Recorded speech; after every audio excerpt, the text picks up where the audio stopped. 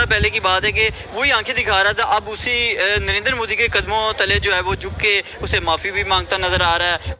अगर मालदीव ने इंडिया का बाइकआउट किया, इंडिया ने भी बाइकआउट किया, ठीक है, उसका साइड इफेक्ट क्या है? इंडिया को तो नहीं नुकसान नजर आया, इंडिया की इकोनॉमी तो नहीं गिरी। इंडिया जो इंडिया को बाइकआउट करता है नुकसान उसका होता है, ऑब्वियस सी बात है।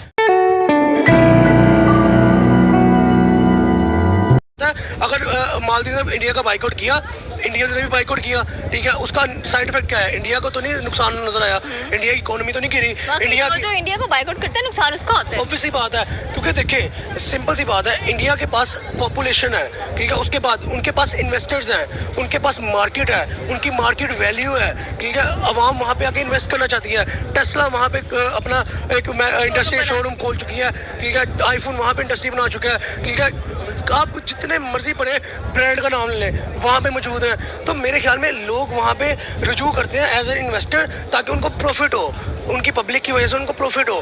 तो अब आप उसी पब्लिक का बाइकआउट करोगे तो ऑब्वियस सी बात है वो पब्लिक आप तक नहीं आएगी, आपका बाइकआउट करेगी तो आप खसारे में जाओगे ना, आप लॉस में जाओगे। तो मेरे ख्याल में जिस मुल्क का प्राइम मिनिस्टर बिजनेस परस्पेक्टिव से चल रहा है वो कभी भी इंडिया की पब्लिक का बाइकआउट नहीं करेगा, क्योंकि इंडिया की पब्लिक अगर वहाँ पे रुझान कर ले, वहाँ पे उनको एक सेटिस्फेक्शन शो होने लग कर दे, तो मेरे ख्याल में उस मुल्क की इकोनॉमी बूस्ट होगी। आप देखिए बांग्लादेश के साथ क्या ताल्लुकात हैं इंडिया के, इंडिया ने इतना इन्वेस्ट किया होता, इतना इन्वेस्ट किया था, बांग्लादेश ने बाइकआउट किया इंडिया का, ठीक है, इंडिया ने उल्टा बाइकआउट किया। आज बांग्लादेश फिर क्या, वो टके की जो वैल्यू 3 रुपये हुई थी वो फिर टका नीचे गिरने लग पड़ा, ठीक है। तो ये चीज़ें आपको नेबर कंट्रीज में देखनी पड़ती हैं। मालदीव ये वही मुल्क है जो कुछ अरसा पहले वो आंखें दिखा रहा है, वही मैं पिछले कुछ अरसा पहले की बात है कि वही आंखें दिखा रहा था, अब उसी नरेंद्र मोदी के कदमों तले जो है वो झुक के उसे माफ़ी भी मांगता नज़र आ रहा है। और बल्कि वहाँ पे काम करते हुए वहाँ अपने रिलेशन जो है वो अगर इंडिया की बात करें मालदीव के साथ बहुत बेहतर होते हुए नज़र आ रहे हैं। जैसे अभी आपने कहा कि वो अपने नेबर्स के साथ इंडिया के हमेशा ही जो है वो ताल्लुकात बेहतर हमें नज़र आए हैं। तो मुझे लग रहा है कि इंडिया जो है ना वो अपने इस एशिया में इस एरा में कह सकते हैं कि वो अपने रिलेशन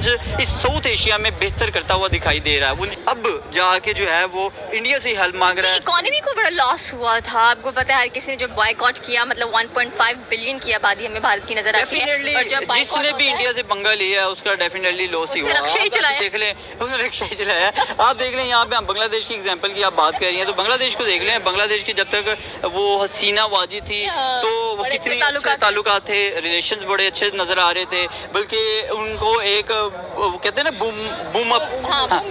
बूम मिला उसको, मतलब एक बहुत ज़बरदस्त उनकी एक हाइप नज़र आई। लेकिन डेफिनेटली जैसे ही वहाँ की जो है वो कहते हैं ना कि सीना बदली, वहाँ की जो है गवर्नमेंट बदली और मोहम्मद यूनुस आने ताल्लुकात ख़राब होते नज़र आए। सारी बात है उसके, अगर आपने ताल्लुकात बढ़ाने हैं तो भारत के साथ बढ़ाने पड़ेंगे, बेनिफिट लेना है तो आपको फिर कह लें कि दोस्ती का ताल्लुक तो बढ़ाना पड़ेगा इंडिया के साथ।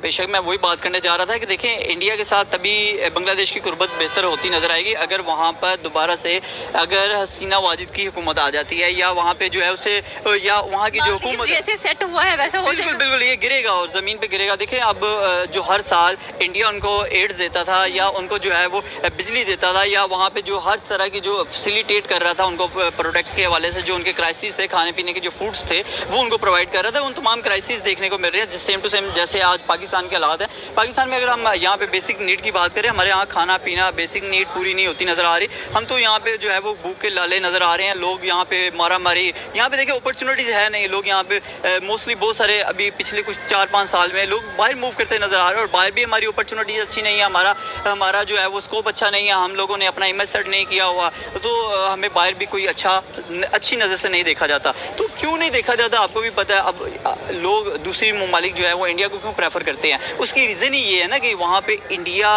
ने अपने लोगों को एक तो स्किल देकर भेजा, स्किल के साथ साथ उनके पास एजुकेशन है।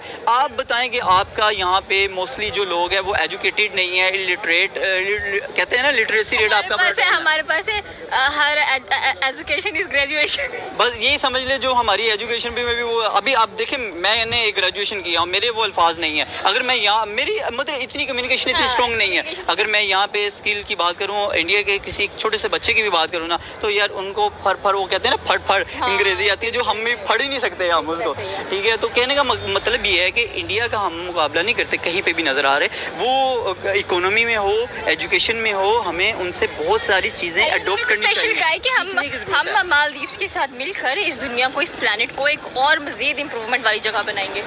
देखें डेफिनेटली मालदीव को इस चीज़ का फ़ायदा होगा। मालदीव एक छोटा सा मुल्क है, एक जजीरा, एक आइलैंड है, छोटा सा जजीरा जिसको बोलते हैं, लेकिन हमें दुख और तकलीफ इस चीज़ की है कि हमारे रिलेशन हमारे साथ इतना बड़ा बॉर्डर लगता है इंडिया के साथ, हमारे ताल्लुकात कभी बेहतर नहीं हुए। हम अपने पासपोर्ट की वैल्यू बनाते नज़र आ रहे हैं, दुनिया में किसी भी मुल्क में वो जा सकेंगे इन फ्यूचर अगर वो अपने आप को इतना स्ट्रॉन्ग कर लेते हैं, क्योंकि वहाँ पे बहुत सारे ममालिक में आपको वीज़ा फ्री एंट्री आपको मिलेगी, आप जा सकेंगे, ताल्लुकात बेहतर होते नज़र आएंगे। तो हमें इन चीज़ों को देखने की ज़रूरत है। किया हुआ है और टेक्नोलॉजी को उन्होंने कैप्चर किया हुआ है, कोई गलत का हमने लोगों को एजुकेशन नहीं दी, हमने वहाँ पे लोगों को पैशन नहीं सिखाया कि यार कोई थोड़ा सब्र तो हमुल भी होना चाहिए। आप देखें हमारा नेबर आज गूगल की बात करें, कितने बड़े बड़ी कंपनीज़ के सीईओज़ नज़र आते हैं, यूट्यूब के सीईओज़ नज़र आते हैं, IT सेक्टर की अगर बात करें तो दुनिया को उन्होंने कैप्चर किया हुआ है और टेक्नोलॉजी को उन्होंने कैप्चर किया हुआ है। तो मालदीव क्यों नहीं पकड़ेगा उनके लोग, क्यों नहीं